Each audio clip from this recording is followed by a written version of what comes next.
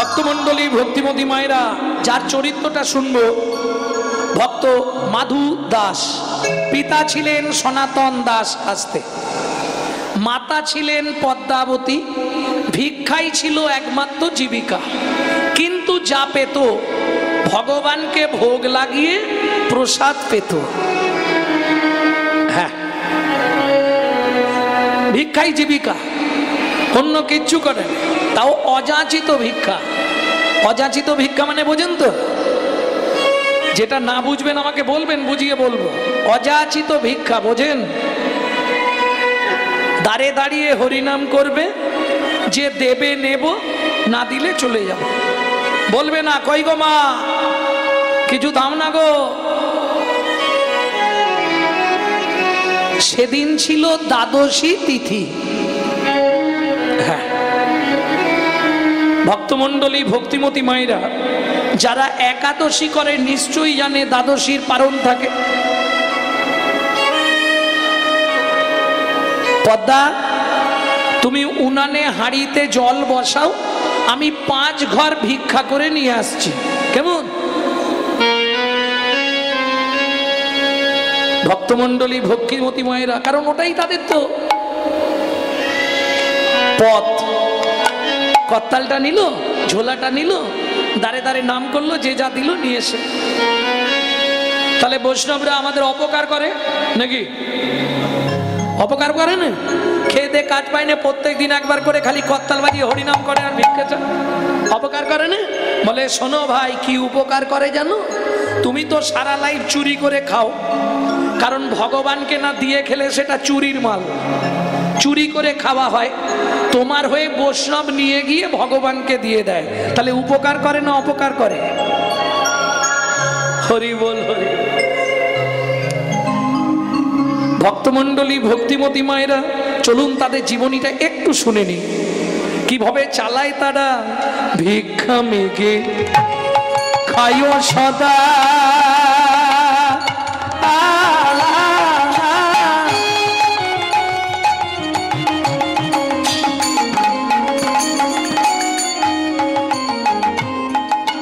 কৃষ্ণ নাম জপে, মেঘে খায় তারা।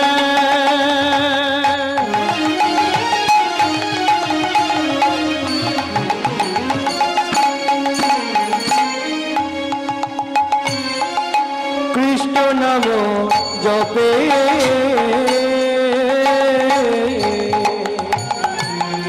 এতে কই আনন্দের মাঝে কিছু দুঃখ থাকে।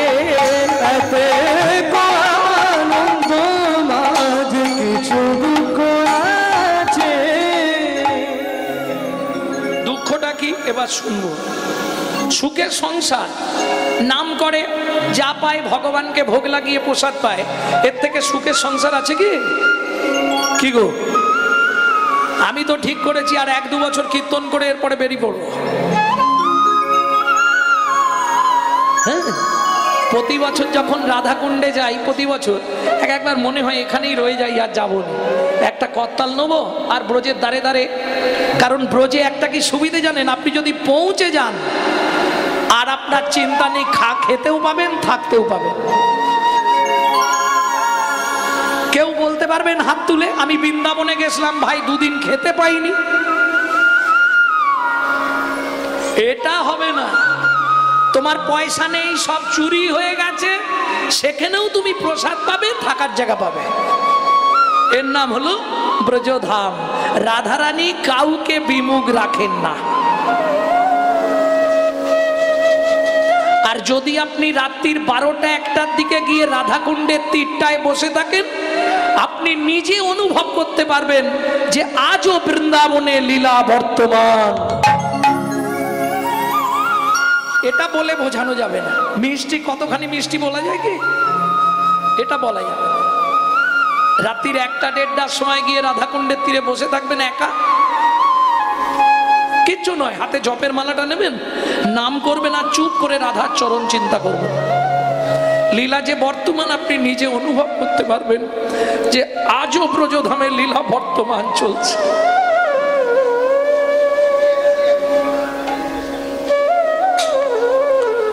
ভক্তমণ্ডলী, ভক্তিমতী মায়েরা, ভগবান বলেইছে যে করে আমার আশ আমি করি তার সর্বনাশ। পদ্মা, তুমি হাঁড়িতে জল বসাও, আমি 5টা ঘর ভিক্ষা করে নিয়ে চলে আসছি। করতালটা নিয়ে আর ভিক্ষার ঝোলাটা নিয়ে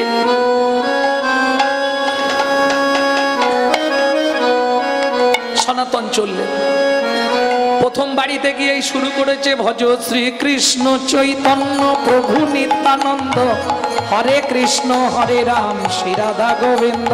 ভজ শ্রীকৃষ্ণ চৈতন্য প্রভু নিত্যানন্দ, হরে কৃষ্ণ হরে রাম শ্রী রাধা গোবিন্দ। আচ্ছা, সবাই তো গাইছেন, বলুন তো এই নামটা কোথায় হতো? এই নামটা কোথায় হতো? নবদ্বীপের পথে পথে। আর শিবাসঙ্গনে কোন নাম হতো? শ্রীকৃষ্ণ চৈতন্য মহাপ্রভু নিত্যানন্দ অদ্বৈত গদাধর আদি ভক্তবৃন্দ। শ্রীকৃষ্ণ চৈতন্য মহাপ্রভু নিত্যানন্দ অদ্বৈত আদি গদাধর ভক্তবৃন্দ। বুঝে নেওয়া গেল। আর যেটা গৌড়ীয় বৈষ্ণব ধারায় প্রযোজিত হয়েছে ভক্তিবিনোদ ঠাকুর মহাশয়, ভজ শ্রীকৃষ্ণ চৈতন্য প্রভু নিত্যানন্দ শ্রী অদ্বৈত শিবাসাদি গৌর ভক্তবৃন্দ। ভজ শ্রীকৃষ্ণ চৈতন্য প্রভু নিত্যানন্দ শ্রী অদ্বৈত গদাধর শিবাসাদি গৌর ভক্তবৃন্দ। ভজ শ্রীকৃষ্ণ চৈতন্য প্রভু নিত্যানন্দ শ্রী অদ্বৈত গদাধর শিবাসাদি গৌর ভক্তবৃন্দ। ভজ শ্রীকৃষ্ণ চৈতন্য প্রভু নিত্যানন্দ শ্রী অদ্বৈত গদাধর শ্রীবাসাদি গৌর ভক্তবৃন্দ। 3 ঘর ভিক্ষা হয়ে গেছে, অযাচিত, কাউকে চাইতে হয়নি। আর 2 ঘর হলেই হয়ে যাবে 5 ঘর ভিক্ষা। মুশকিল, আকাশে দেখা দিল বজ্র বিদ্যুৎ।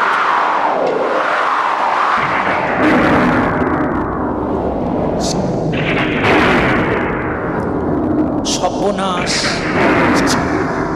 আর ভজ শ্রীকৃষ্ণ চৈতন্য প্রভু নিত্যানন্দ হরে রাম শ্রী রাধা গোবিন্দ।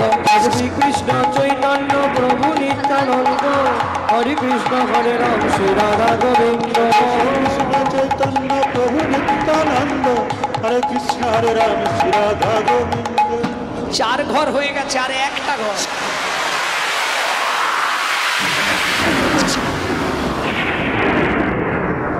কোন রকম ভিক্ষাটা নিয়ে ছুট দিতে হবে। বৃষ্টি এসে গেলে আর ফেরা যাবে না। কোন রকম ভিক্ষাটা নিয়ে পথে বাইর হয়ে গেছে। করতালটাও ঝোলায় ভরে দিয়েছে, কোন রকম বাড়ি ঢুকতে হবে। দৌড় দিয়েছে, কিন্তু দুর্ভাগ্য রাস্তার মাঝখানে এসেছে, ঠিক কড়কড় করে বজ্রপাত হয়ে গেল। সারা শরীরটা দাউ দাউ করে জ্বলছে। মাটিতে পড়ে গেল দেহটা। দূর থেকে প্রতিবেশীরা দেখলো, আরে সনাতন না, দেখো সারা জীবন পাপ করে পাপের প্রায়শ্চিত্ত হয়ে গেল। নাম করলে কি হবে? আগের জন্মের কর্মফল তাকে তো ছাড়বে না। ভক্তমণ্ডলী, ভক্তিমতী মায়েরা, চল চল চল, বৃষ্টি থেমেছে, গিয়ে দেখি। সবাই যতক্ষণে এসে দেখলো শুধু ছাই। পদ্মাবতীকে একটা খবর দিতে হবে না? পদ্মা, পদ্মা বাড়ি আছো? পদ্মা, কি হয়েছে জ্যাঠামশাই? ও, ওর কাছে এসছেন, ও তো ভিক্ষায় গেছে, এই বৃষ্টি থেমেছে, এবার ফিরবে। পদ্মা, উনানে কি বসিছ? জ্যাঠামশাই, কাল তো একাদশী গেছে, ছোট্ট ছেলে 4 বছরে, একটুখানি জল বসিয়েছি, ও বলল ভিক্ষা করে চাল আনবে। জলের হাঁড়িটা নাবি দাও পদ্মা। কেন জ্যাঠামশাই, কিছু হয়েছে?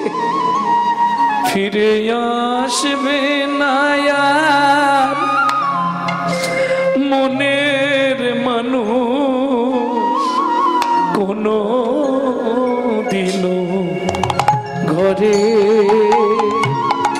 ফিরে আসবে না মনের মানুষ কোনো দিন ঘরে।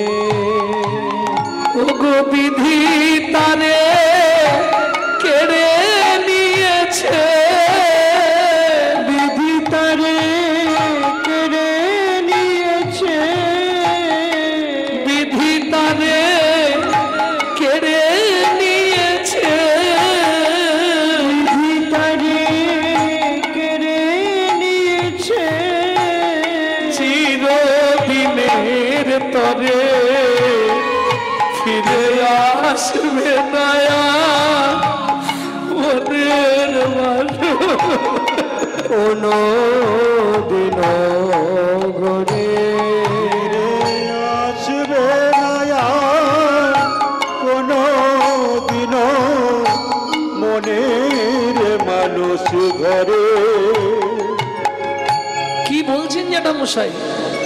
পদ্মা ভিক্ষা করে সনাতন বাড়ি ফিরছিল, কিন্তু রাস্তার মাঝখানে মাথায় বজ্রপাত করে মারা গেছে। ঊর্ধ্বশ্বাসে ছুটলেন পদ্মাবতী, ছুটতে ছুটতে গিয়ে স্বামীর ওই মৃতদেহের ওপর আছাড় খেয়ে পড়ল। ও গো স্বামী গো,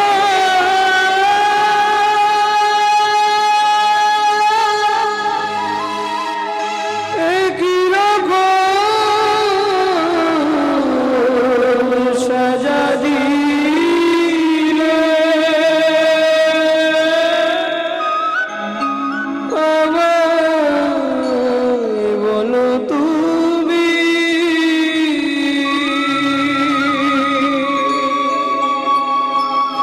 জানি না কি এমন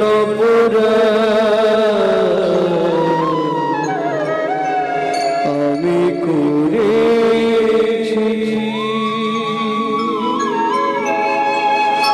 জানি লাগি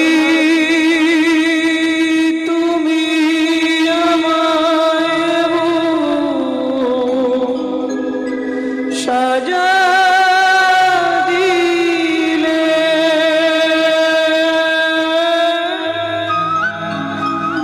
বলে দাও ভগবান,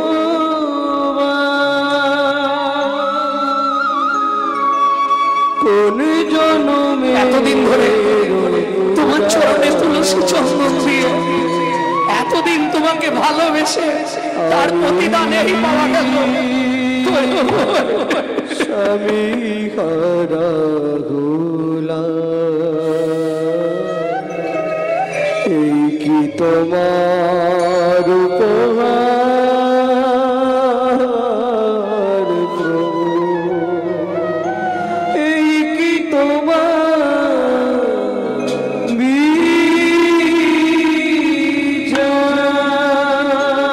অর্জুন বাড়ির পাল্লা দুটো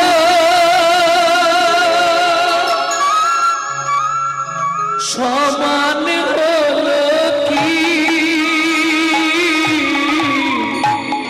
হায় বিধাতা তোমার এমন বিচার দেখিবি। ওজনদারির পাল্লা দুটো সমান হলো কি, হায় বিধাতা তোমার এমন বিচার দেখিনি। একদিকে চাপালে তুমি মুঠো মুঠো ধূল, নদীকে তুলে দিলে সেবা পদার ভুল বিধাতা ও বিধাতা এই কি বিচার বলো ওমা মা ওমা বাবা এইভাবে শুয়ে আছে কেন রাস্তায় মা ওমা বাবাকে ডেকে দাও না মা 4 বছরের ছেলে সে তো কিছু বোঝে না ভাবুন ওই অবস্থায় ধরা কাঁচা পড়ে বাবার অন্ত্যেষ্টি ক্রিয়া করলো বাবার মুখগ্নি করলো সাধ্য শান্তি সব মিটে গেল কিন্তু চলবে কি করে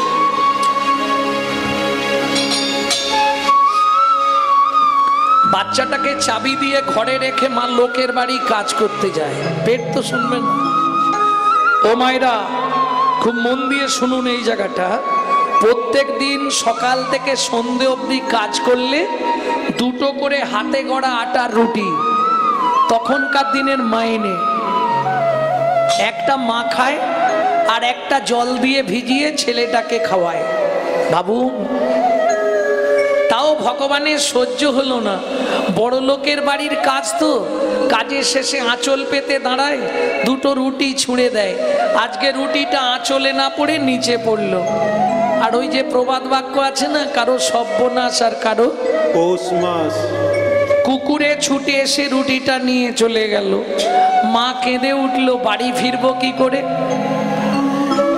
বাড়ি ফিরে চাবিটা খুললেই ছেলেটা ছুটে আসবে মা খাবার এনেছো মা পেটের জ্বালা যে বড় জ্বালা গো দাও না মা কিছু খেতে দাও না মা বলুন তো মায়েরা মা হয়ে যদি একটা মাত্র ছেলেকে 2টো খেতে দিতে না পারি আমার মনে হয় মাতৃত্বের জীবনের থেকে বড় কষ্ট আর কিছু হতে পারে না পারে দুঃখিনী মা পদ্মাবতী ফেরার সঙ্গে সঙ্গে মাদু ছুটে এসছে মা খাবার এনেছো মা খাবার এনেছো বাবা আজকে খাবার পাইনি বাবা খুব খিদে পেয়েছে দাও না মা কিছু একটু খেতে দাও না কি করবে মা খালি একটা বাতি হাতে পাড়ায় গেল দাঁড়ে দাঁড়ে ভিক্ষা করতে তোমাদের একটু ভাতের ফ্যান আমাকে দাও না যারই দরজায় যায় সেই দরজাটা বন্ধ করে দেয় কি করবে সারা পাড়া ঘুরে মা যখন এতটুকু ফ্যান ভিক্ষা করতে পারলো না মনে মনে ভাবলো কি হবে এই পাপের পৃথিবীতে বেঁচে থেকে ছলে বলে কলে কৌশলে মাধুকে ঘুম পাড়িয়ে দিয়ে আমি নদীর জলে আত্মহত্যা করে মরব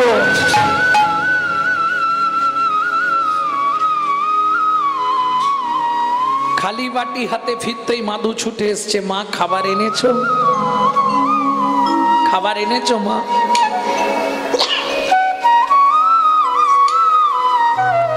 দাও না মা কিছু একটু খেতে দাও না মা কি করবে মা মাধু কোলে আয় বাবা জল খেয়ে ঘুমিয়ে যা সকাল থেকে শুধু তো জলই খাচ্ছি যদিও কাহিনীটা শুনলে অনেকের মনে হয় গল্প কিন্তু একটু পিছন দিক ঘুরে দেখবেন অনেক ফ্যামিলিতে এমন একটা দিন গেছে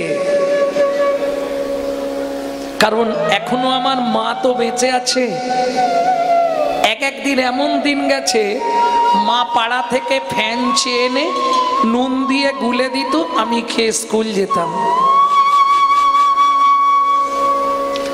আজকে হয়তো সাধুগুরু বৈষ্ণবের কৃপায় একটা জায়গায় পৌঁছে গেছি কিন্তু আমার জীবনেই এমন দিন গেছে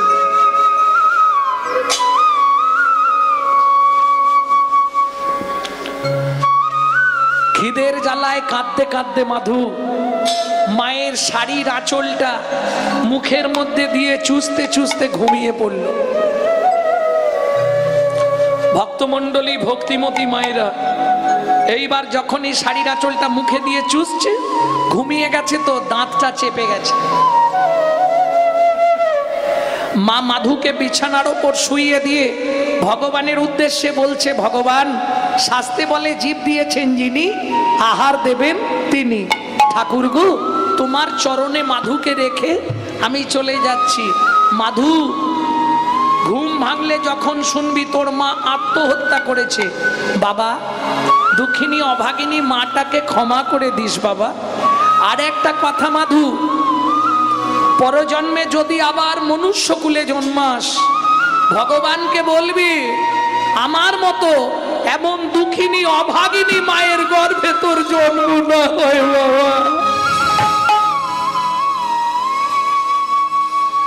এই বলে দুঃখিনী মা পদ্মাবতী মাধুকে সুই দিয়ে চলে যেতে যাবে।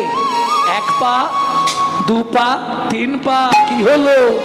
আঁচলে টানে মাধু জাগিয়া উঠিল, আচলের টানে মাধু জাগিয়া উঠিল, আচলের টানে মাধু মাগো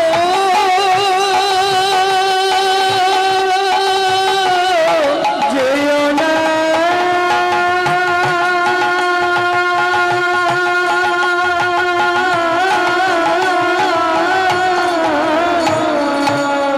আচলের টানে মাধু জাগিয়া উঠিল,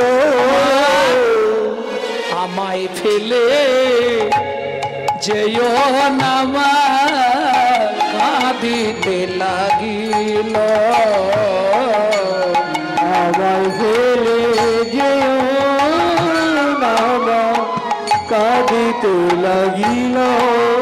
মাগো আমি কি তোমার এতই বোঝা, আমি কি তোমার এতই বোঝা, আমি আর খাবার চাইব না মা, আমি কি তোমার এতই বোঝা, খাবার চাইব না মা, আমায় ফেলে যেও না মা, আর খাবার চাইব না মা, আমায় ফেলে যেও না মা, আর খাবার চাইব না মা, আমি কি তোমার এতই বোঝা। কোনো মার যেতে পারে? ছুটে গিয়ে মাধুর মা মাধুকে বুকের মধ্যে জড়িয়ে ধরেছে। মাধু আমার বুকে আয় বাবা, আয়। ও মা, ছোটবেলায় বাবা মরে গেছে, তুমিও যদি চলে যাও আমি কি করে বাঁচবো মা? তুমি চিন্তা করো না, কাল থেকে আমি রোজগার করব।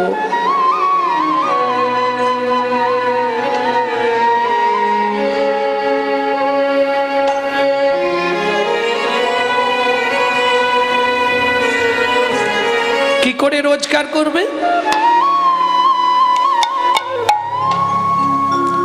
দক্ষিণী মা হাতে একটা বাটি নিয়েছে, মাকে বলেছে তুমি চোখটা বন্ধ করে থাকবে। কেমন? ওই মায়ের হাত ধরে রাস্তায় রাস্তায় ভিক্ষা করছে। আহা, মধুর কণ্ঠ, ছোট্ট ছেলে কি বলছে শোনো। চোখের জলে বুক ভেসে যায়, মুখের দিকে চায়, একটি পয়সা দাও ও বাবু গো, একটি পয়সা দাও ও বাবু গো, একটি পয়সা দাও। গৃহেতে গোবিন্দ সেবা ফিরিয়া তাকায়, গৃহেতে গোবিন্দ সেবা ফিরিয়া তাকায়, চোখের জলে মুখ ভেসে যাও, মুখের দিকে চাও, একটি পয়সা দাও ও বাবু গো, একটি পয়সা দাও ও বাবু গো, একটি পয়সা দাও। জয় রাধে। যা ভিক্ষা পেয়েছে এখন 15 দিন চলে যাবে। বাচ্চা ছেলে তো কিরকম ভিক্ষা দেখুন, যে এক ব্যাগ বাজার করে নিয়ে যাচ্ছিল সে বাজারটার ব্যাগই শুদ্ধ দিয়ে চলে গেছে, যে এক বস্তা চাল নিয়ে যাচ্ছিল সে চালের বস্তাটাই নাবি দিয়ে চলে গেছে, যে এক বস্তা আলু নিয়ে যাচ্ছিল সে আলুর বস্তা নাবি দিয়ে চলে গেছে। এখন 15 দিন আর কিছু লাগবে না, একদিনের ভিক্ষায় ভক্তমণ্ডলী ভক্তিমতী মায়েরা কৃপা হয়ে গেল। এইভাবে প্রত্যেক দিন যা পায় ভগবানকে দিয়ে মা ছেলে প্রসাদ পায়। প্রত্যেকটা জিনিসের সাইড এফেক্ট আছে, যাকে বাংলায় বলা হয় পার্শ্ব প্রতিক্রিয়া, তাই তো ইংরেজিতে বলা হয় সাইড এফেক্ট। যেমন কেউ যদি 365 দিন আমিষ আহার করে, তার কথাবার্তা চলাফেরা হবে আসুরিক মনোভাব, অসুরের মতো।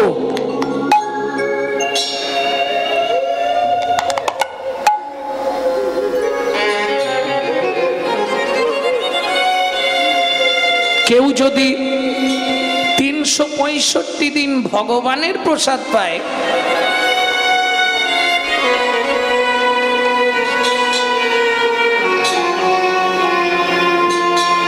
তার কথাবার্তা হবে দেবত্ব ভাব, দেবতার মতো।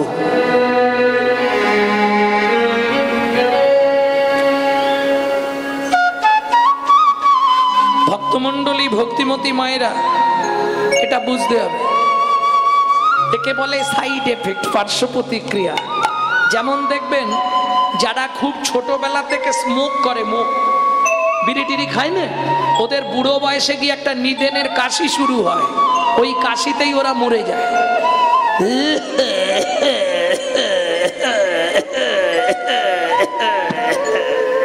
ও মোটামুটি জেনারেটরের মতো আধ ঘন্টা চলবে। এটা সাইড এফেক্ট, পার্শ্ব প্রতিক্রিয়া। ভক্তমণ্ডলী ভক্তিমতী মায়েরা, তাহলে চলুন এইভাবে কতদিন গেল। দেখিতে দেখিতে মাধু 12 বৎসর হইল, দেখিতে দেখিতে মাধু 12 বছর হইল, দেখিতে দেখিতে মাধু 12 বছর হইল। একাকী বিরলে বসি চিন্তা যে করিল, একাকী বিরলে বসি চিন্তা যে করিল। হ্যাঁ রে হরি, তোর আত্মীয় স্বজন আছে, আজকেই তুই যাবি আত্মীয় বাড়ি। মধু